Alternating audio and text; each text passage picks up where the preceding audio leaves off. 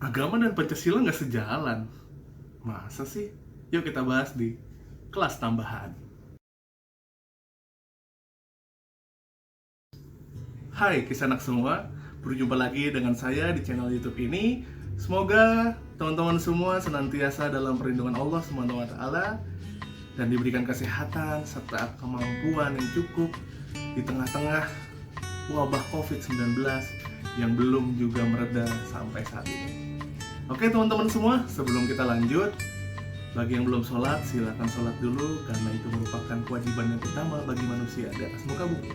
Bagi yang udah sholat, yuk kita lanjut. Ya, jadi teman-teman,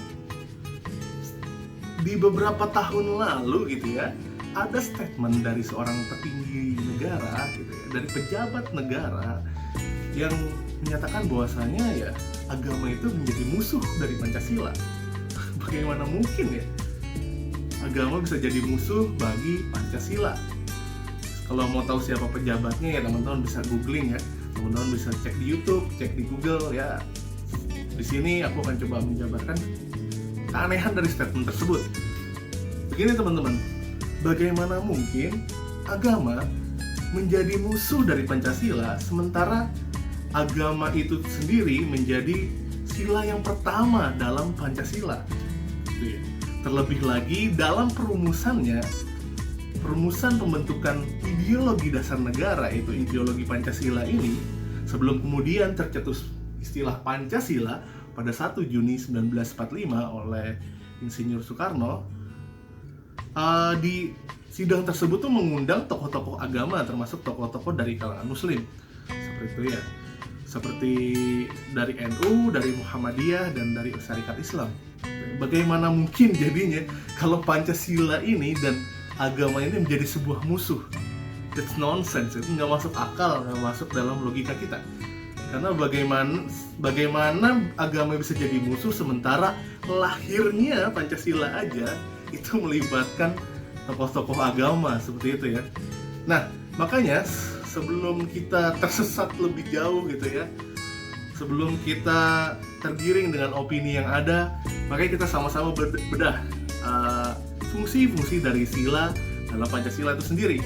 Yang pertama apa silanya teman-teman? Ketuhanan yang Maha Esa. Di sila ini teman-teman, kita diberitahu bahwasanya sila ketuhanan itu menjadi nomor satu, menjadi acuan berpikir nomor satu dalam menjalani kehidupan berideologi, berbangsa, dan bernegara, seperti itu ya. Apapun agama teman-teman gitu ya, apapun agama teman-teman, jadikanlah ketuhanan atau nilai yang diajarkan oleh agama teman-teman sebagai landasan berpikir yang nomor satu, seperti itu ya. Dan aku rasa tidak ada agama yang mengajarkan tentang keburukan seperti itu. Semua agama yang diakui di Indonesia pastinya akan mengajarkan kebaikan dan tidak clash satu sama lain, seperti itu. Apalagi kalau kita nanti sudah memahami tentang konsep toleransi, gitu ya, bagaimana kita harus bersikap terhadap yang berbeda agama, itu akan indah sekali teman-teman, gitu ya. Jadi di sini teman-teman bebas memilih agama apapun, tentunya yang diakui di Republik Indonesia ini ya teman-teman. Teman-teman belum bisa memilih agama selain yang diakui, seperti itu, karena ada di sini yang diakui ada 6 agama, ada Islam, ada Katolik, ada Protestan, ada Hindu, ada Buddha, lalu juga ada Konghucu, seperti itu. Nah, jadi teman-teman bebas memilih agama apapun asal tidak menghina, tidak merendahkan agama yang lain, gitu ya. Nanti juga kita akan bahas tentang konsep toleransi di kesempatan yang lain. Oke. Jadi itu poin yang pertama dari Pancasila, ya, ketuhanan yang Maha Esa. Jadi nggak mungkin agama itu jadi musuh Pancasila, sementara di Pancasila itu menjadi nomor satu teman-teman. Gitu. Seperti itu ya teman-teman. Nah, berikutnya adalah sila kedua. Bunyinya adalah kemanusiaan yang adil dan beradab. Di sila ini fungsinya adalah mengajarkan pada kita teman-teman, saat kita berkehidupan berbangsa dan bernegara, lalu kemudian kita mendapat amanah sesuatu, mendapatkan jabatan sesuatu, maka baiknya kita tidak menyalahgunakan atau menyalahgunakan wewenang tersebut untuk kemudian menindas orang lain atau mencari manfaat guna kepentingan diri sendiri atau kelompok sendiri. Gitu. Sebenarnya ini sudah diingatkan dalam sila kedua ini. Tapi sebagaimana kita tahu, kita banyak sekali melihat fenomena penyalahgunaan kekuasaan, penyalahgunaan wewenang guna kepentingan pribadi atau kelompok atau keluarganya sendiri, seperti itu. Padahal di sila kedua ini udah jelas diamanahkan oleh Pancasila untuk berkehidupan yang berkeadilan sosial, gitu ya, bermanusiaan yang adil dan beradab, beradil dan beradab, gitu ya teman-teman ya. Jadi harus adil, ya, bukan hanya kepentingan sendiri, gitu ya, gitu. Bukan hanya untuk kepentingan keluarganya sendiri, gitu. Makanya Indonesia saat ini sangat berperang sekali dengan korupsi, kolusi, dan nepotisme, karena rentan melawan atau rentan sekali tidak sesuai dengan sila kedua, yaitu kemanusiaan yang adil dan beradab, itu teman-teman. Nah, yang ketiga adalah persatuan Indonesia. Di sila ini teman-teman, kita ditekankan agar menjadi bangsa yang bersatu sesuai dengan slogannya, yaitu Bhinneka Tunggal Ika. Even kita berasal dari agama apapun, suku manapun, keluarga apapun, gitu ya. Saat kita sudah berbicara Indonesia, maka kita membicarakan sebuah identitas besar sebagai bangsa, sebagai negara, gitu ya. Kita tidak lagi bisa merendahkan agama orang lain, tidak bisa lagi merasa bahwasanya suku kita paling hebat, agama kita lebih tinggi daripada orang lain sehingga kita bisa menindas orang dari agama lain atau suku lain, seperti itu ya. Atau kita dari kelompok tertentu yang menguasai, gitu ya, menguasai Indonesia, kemudian kita bisa menindas kelompok yang lebih kecil, itu nggak bisa, gitu ya. Karena kita punya sila ketiga, yaitu persatuan Indonesia. Nah, yang keempat yaitu kerakyatan yang dipimpin oleh hikmat kebijaksanaan dalam permusyawaratan perwakilan. Di sini pesannya adalah tentang semangat konstitusi kita, yaitu bermusyawaratan dan berperwakilan, gitu ya.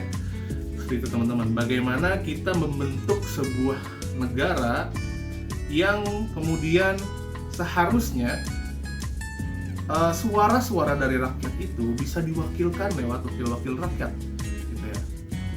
Makanya kemudian terciptalah DPR, DPRD, DPD, gitu ya.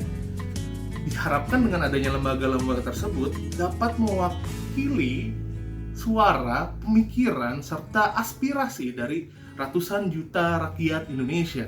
Even sekarang ini ya, sebagaimana kita tahu, mayoritas atau sebagian dari bapak ibu yang ada di perwakilan sana, gitu ya, tentunya lebih mendengarkan suara partainya ketimbang masukan dari rakyatnya, seperti itu.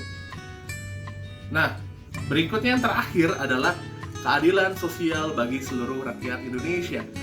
Hal ini berarti bahwasanya apapun yang dirasakan oleh seseorang di Indonesia ini, gitu ya, itu harus juga bisa dinikmati oleh orang Indonesia yang lainnya.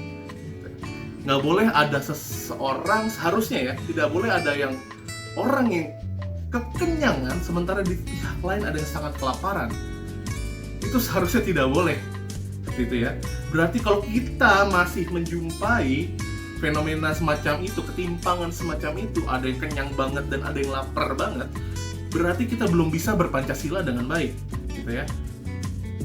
Nah, apabila kita mengaku teman-teman sebagai seorang warga negara Indonesia yang baik, seorang penduduk Indonesia yang baik, kita harus melaksanakan 5 sila itu, teman-teman. Gak bisa kita pilih, kita comot sesuai kemauan kita doang. Gak bisa kita pilah-pilah mana yang asik buat gue, mana yang enggak, gitu ya. Mana yang nguntungin buat gue, mana yang enggak, kemudian meninggalkan yang lainnya, nggak bisa. Saat kita mau menjadi seorang Indonesia yang baik, kita harus mulai diri kita dari berketuhanan yang Maha Esa. Laksanakan apapun perintah agamamu, gitu ya, yang tentunya membahagiakan atau mensejahterakan orang-orang di sekitarmu.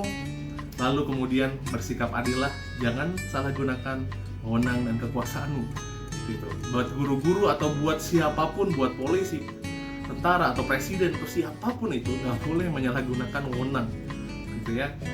Bersikap adil. Adil di sini adalah memberikan sesuatu sesuai proporsinya, seperti itu ya. Bukan berarti harus sama persis gitu ya. Walaupun tadi aku bilang kalau di sini nggak boleh ada satu kenyang banget dan di sana lapar banget. Itu sangat tidak boleh karena itu tidak berkeadilan sosial.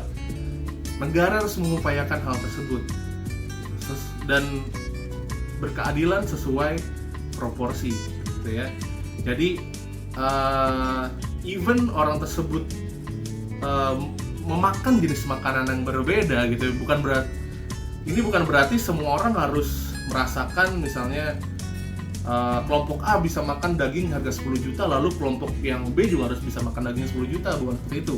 Tapi pastikan di mana kondisinya adalah sama-sama bisa makan, bisa hidup dengan layak, bisa mencapai kesejahteraan seperti itu. Dan juga memberikan kesempatan yang sama untuk mereka untuk saling berkembang gitu ya, untuk terus berkembang, untuk tumbuh dan berjuang memperoleh kesejahteraan yang diinginkan oleh seluruh rakyat Indonesia. Oke teman-teman, cukup demikian penjabaranku tentang Pancasila serta pemaknaan dari setiap sila-sila yang terdapat di Pancasila. Kalau teman-teman ingin menjadi bangsa Indonesia seutuhnya, laksanakan seluruh sila Pancasila dari 1 sampai 5. Jangan dipilih-pilih, jangan diadu domba, jangan juga dibentur-benturkan dengan agama. Itu pesan dari saya. Apabila teman-teman suka boleh like video ini, kalau nggak suka dislike aja, dan beri saran di kolom komentar agar video ini atau konten-konten kedepannya akan lebih baik. Itu teman-teman, bantu kolom subscribe-nya biar lebih semangat. Sekian dari saya, assalamualaikum warahmatullahi wabarakatuh. Bye Max Kisana.